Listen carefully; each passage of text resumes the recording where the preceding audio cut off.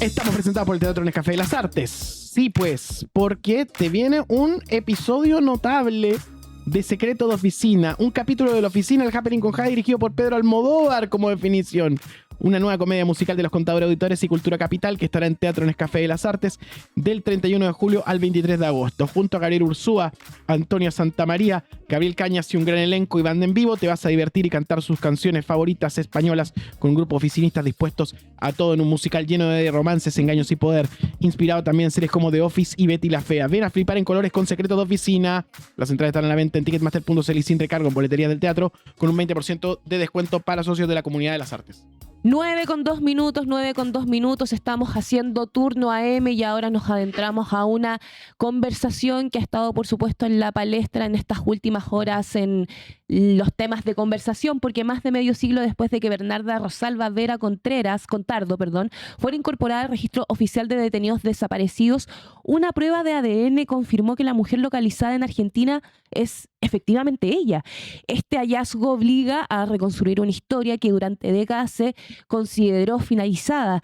Vera, militante del MIR, profesora de Neltume, habría escapado de Chile a fines de 1973, pasado por Argentina y posteriormente por Suecia, mientras en Chile su nombre, por supuesto, quedó asociado a una supuesta ejecución durante la dictadura. Y por eso acá en esta mañana en Turno AM estamos conversando con Nicolás Sepúlveda de La Casa, director de Reporteada.cl, medio que accedió a informes y reporteó el tema. Buenos días, Nico, ¿cómo estás? Buenos días, ¿cómo están ustedes? Aquí estamos. Muy impresionados porque con todo esto que acaba de pasar, Nicolás, cuando ustedes comenzaron a revisar informes del Plan Nacional de Búsqueda, ¿qué antecedente fue el primero que les hizo pensar que Bernarda Vera podía estar viva?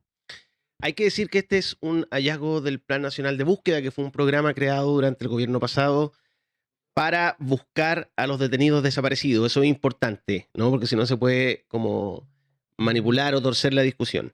El Plan Nacional de Búsqueda empezó a investigar. Este caso puntualmente lo investigó la periodista Pascal Bonnefoy, colaboradora del New York Times, académica en ese momento en la Universidad de Chile, que la mandó en comisión de servicio al Plan Nacional de Búsqueda. Y ella, investigando otros casos, se dio cuenta de que habían testimonios que le hablaban de que Bernarda Vera estaba viva, ¿ya? Y ahí se abrió una investigación especial dentro del Plan Nacional de Búsqueda y Pascal Bonnefoy fue la que hizo la investigación y encontró más de 11 testimonios, elaboró varios informes y encontró las pruebas que se enviaron a la justicia, al gobierno, y ahí, por eso ahora tenemos este resultado, ¿no? Por eso se hizo este test de ADN, digamos, fue un hallazgo de ella. Sí, ahí los documentos recogen testimonios que la sitúan primero escondida en el sur de Chile, luego cruzando Argentina, vinculada al ERP y finalmente en Suecia. ¿Cómo lograron reconstruir una trayectoria tan fragmentada, Nico? Lo que hicieron en el Plan Nacional de Búsqueda, lo que hizo la colega Pascal Bonnefoy fue a partir de los testimonios, yo te decía, ¿no? Hizo cerca de 11 entrevistas, ir solicitando documentos que respaldaran lo que decían esos testimonios, ¿no? Por ejemplo, un documento clave que los ayudó a comprobar que Bernarda Vera estaba viva y estaba en el extranjero fue un documento que envió Cancillería, ¿no? El Plan Nacional de Búsqueda, cuando empieza la investigación, mandan oficio a distintas oficinas públicas y distintos organismos, entre ellos a Cancillería, y Cancillería dice, sí, hay una Bernarda Vera que en Suecia, el año, creo que el 78, solicitó un pasaporte chileno. Y ahí fue el primer cruce, fue la primera vez que dijeron, oye, pues la versión oficial decía que Bernarda Vera había sido asesinada en el 73. Entonces ahí apareció un primer documento oficial, después fueron apareciendo otros y pudieron reconstruir toda la historia que tiene que ver con cómo Bernarda Vera, huyendo de Chile, pasa por Argentina, por Brasil, termina en Suecia y vuelve a Argentina, donde ahí rehizo su vida, ¿no?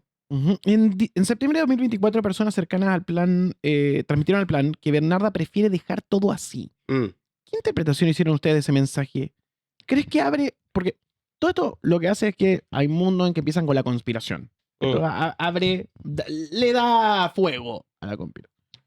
¿Y crees que abre una discusión sobre los detenidos desaparecidos en Chile? No. ¿Por qué o sea, no? puede que la abra, pero yo creo que es incorrecta, ¿no? El caso de Bernarda Vera puede que no sea el único, ¿no? Pero no hay ninguna prueba de que sea una situación masiva, ¿no? Esto de que dicen algunas personas negacionistas de la historia de que en el extranjero están todos los detenidos desaparecidos, no es cierto, ¿no? Lo que sí demuestra el caso de Bernarda Vera, creo yo, y esos son con los antecedentes que tenemos sobre la mesa, es que el Estado hasta ahora, o al menos hasta que se crea el Plan Nacional de Búsqueda, nunca se había tomado en serio la tarea de buscar a los detenidos desaparecidos. Es impresionante que recién en 2023-2024 el Estado de Chile comenzara a cruzar bases de datos y a investigar qué pasó con los ciudadanos que estaban desaparecidos desde la dictadura. Hasta Antes no se había hecho. No se hacía. No, y por eso no se había detectado casos como el de Bernarda Vera, porque nunca se le había investigado en serio, ¿no? Solo estaban los testimonios de las comisiones que se hicieron Rettig, Valech y las comisiones de reconciliación a inicios de los 90, y con eso nos esto quedamos. es carne para Kaiser. No, claro. Por eso te hablaba de la gente que es negacionista de la historia, ¿no? Y que dice que esto en realidad no pasó, que es un engaño, no es así. Por eso es importante aclararlo. Entonces, lo que está claro es que se empezó a investigar, se descubren estas anomalías. Yo creo que ahí hay que ponerlo en esa etiqueta. Es una anomalía. Sí. No es la tendencia, no es que vayan a aparecer cientos de casos así. No, de hecho, en el artículo reporteado que nosotros publicamos el año pasado, donde dimos a conocer esta historia, contamos que también apareció, junto al caso de Bernarda Vera, apareció el caso de un chico de 15 años en Arica que no había sido contabilizado como detenido desaparecido y sí lo era, ¿no? Entonces hay errores para uno y otro lado, digamos, ¿no? No es solo que haya un caso de una detenida desaparecida que no era. La cuenta es...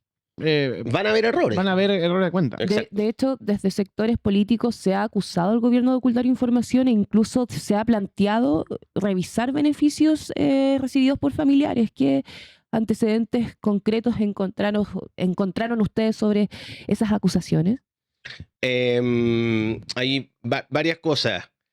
Desde el Plan Nacional de Búsqueda, que fue lo que yo conocí, lo que reporté, lo que pude chequear, ahí no se ocultó ninguna información. Efectivamente se entregó esta información, de hecho, al ministro Álvaro Mesa, que está encargado de investigar causa de derechos humanos, fue presidente de la Corte de Apelaciones de Temuco, y él está investigando este caso, y a partir de la información que envió el Plan Nacional de Búsqueda, que dependía de la Subsecretaría de Derechos Humanos, se abrió un cuaderno especial y se abrió una investigación que fue la que encargó esta prueba de ADN, ¿ya?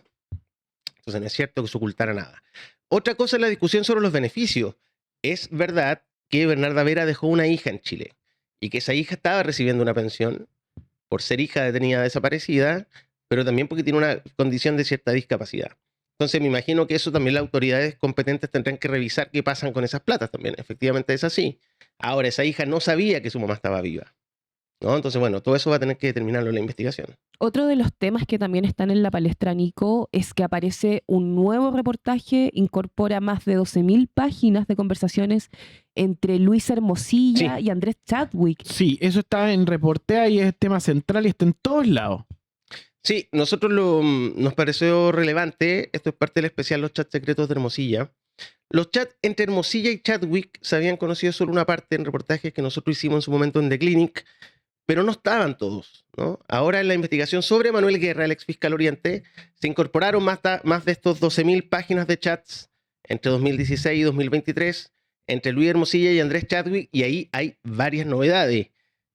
Partiendo por el caso de el mismo Manuel Guerra, donde aparecen unas conversaciones de Chadwick como supervisando o coordinando, ¿no? Este control que se hacía sobre las causas de Manuel Guerra, que recordemos eran causas que complicaban al entonces presidente Sebastián Piñera, complicaban a ciertos sectores de la derecha y a otras personas cercanas a Chadwick, ¿no?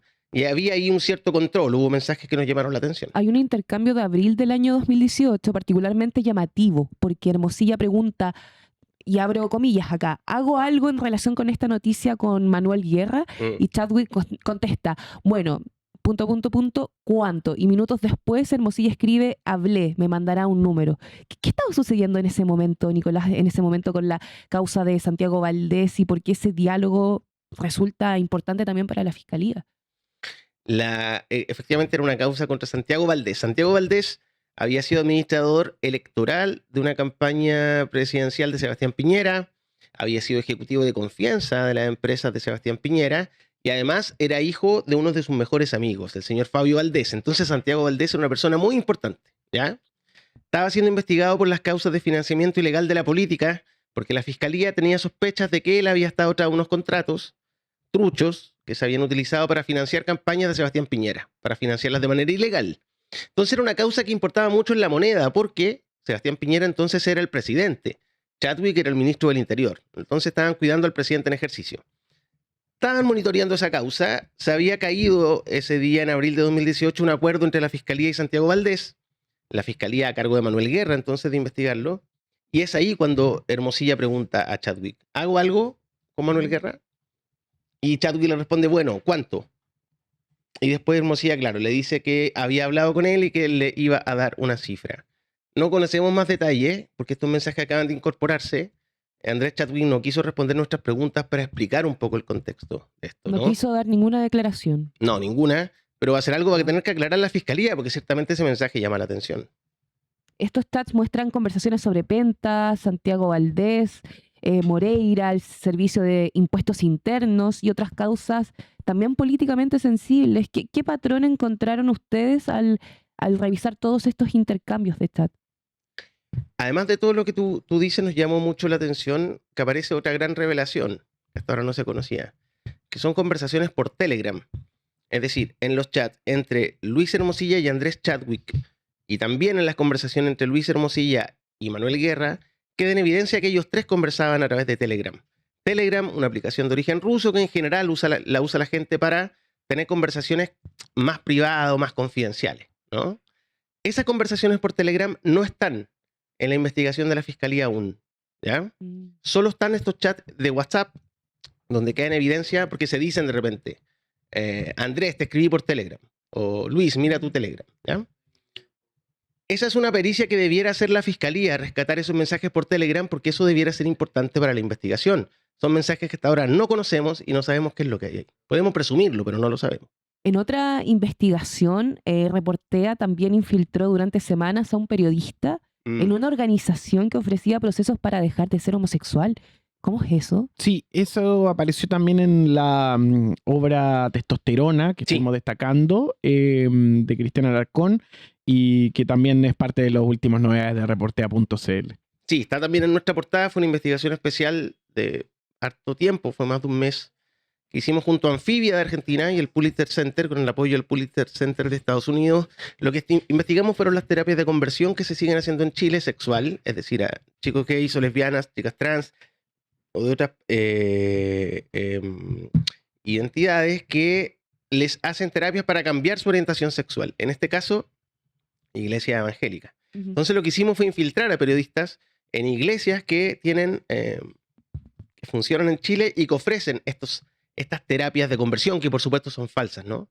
Y con lo que nos encontramos fue bien sorprendente, porque hay muchas personas que han sido víctimas de terapia de conversión. En Chile esto no se habla. Y todas esas víctimas me llamó mucho la atención que coincidían en sus testimonios. Recogimos decenas de testimonios de personas que han pasado por esas terapias. Todos coincidían en las consecuencias que habían tenido, ¿no? Depresión, ansiedad y casi todos intentos de suicidio, ¿no? Porque básicamente en estas terapias les niegan quiénes son, ¿no? Los hacen alejarse de sus amigos, lo hacen como resetearse, hablan en la iglesia, ¿no? Como reconvertirse. Es una investigación que a mí me impactó mucho. Está disponible ahí en reportea.cl, pueden mirar los detalles y esperemos que sea un insumo que sirva para poner este tema en discusión, porque estas terapias se hacen en privado, dentro de la iglesia o la familia, y muchas veces sobre adolescentes, ¿no? ¿Y cómo que operan? Están muy solos. ¿Cómo operan? Porque, lo entretenido, en la obra mostraban dos casos que eran una iglesia del barrio alto y una popular. ¿Operan de la misma manera? Es el mismo discurso. Y el discurso es, la homosexualidad es el demonio operando, digamos, ¿no? Este no es el plan que tiene Dios para tu vida. Tienes que abandonarlo, y ahí muchas veces hacen exorcismo, por ejemplo, bajo esa idea, ¿no? Pero la idea matriz es, tú eres un error. Lo que tú sientes es un error y es pecado y te va a hacer el infierno. Entonces tienes que cambiar.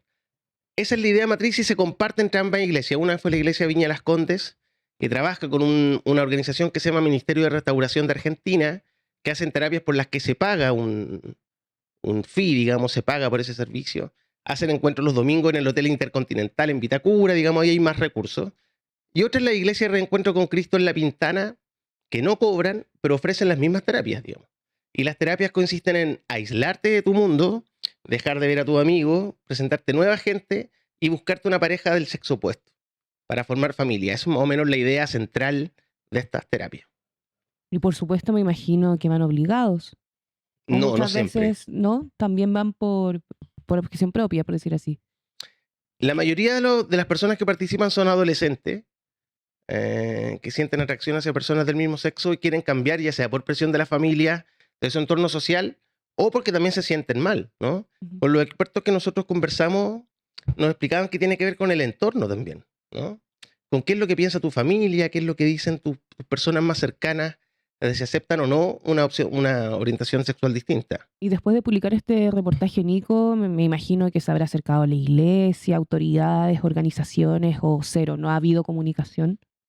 No, si hemos recibido mucha información, particularmente sobre otras organizaciones que hacen este tipo de terapia, y nos han escrito muchas personas que han sido víctimas también, que les ha costado mucho hablar, porque les da vergüenza decir que participaron de esta terapia. Y entendemos que se están haciendo algunos esfuerzos por investigar también seriamente desde el mundo oficial y de las organizaciones este tema en Chile, porque hasta ahora no habían investigaciones. Creemos que ese fue el aporte, ¿no? Poner el tema sobre la mesa. Nicolás, reportea.cl, ¿cómo podemos aportar? Sí, reportea.cl nos Para financiamos. y otros temas, porque vienen Hay más un temas, montón. siempre vienen más temas. Sí, estamos investigando harto. Hoy día vamos a publicar otro reportaje para que estén atentos. En reportea.cl hay un banner. Nosotros nos financiamos con el aporte de nuestros lectores. Pueden matricularse con un aporte mensual y así nos ayudan a seguir haciendo periodismo de investigación independiente, que es un periodismo que se demora de hacer. Nosotros nos demoramos en corroborar los datos, en conseguir la información, pero creemos que es importante, que es una pega importante, por eso lo hacemos. Entonces, si quieren ayudarnos, reportea.cl y se pueden matricular con un aporte mensual para ayudarnos a seguir haciendo periodismo. Siempre es importante apoyar el periodismo independiente. No cuesta nada. Gracias, Nicolás. Como siempre, un placer. Gracias a ustedes, cuando quieran.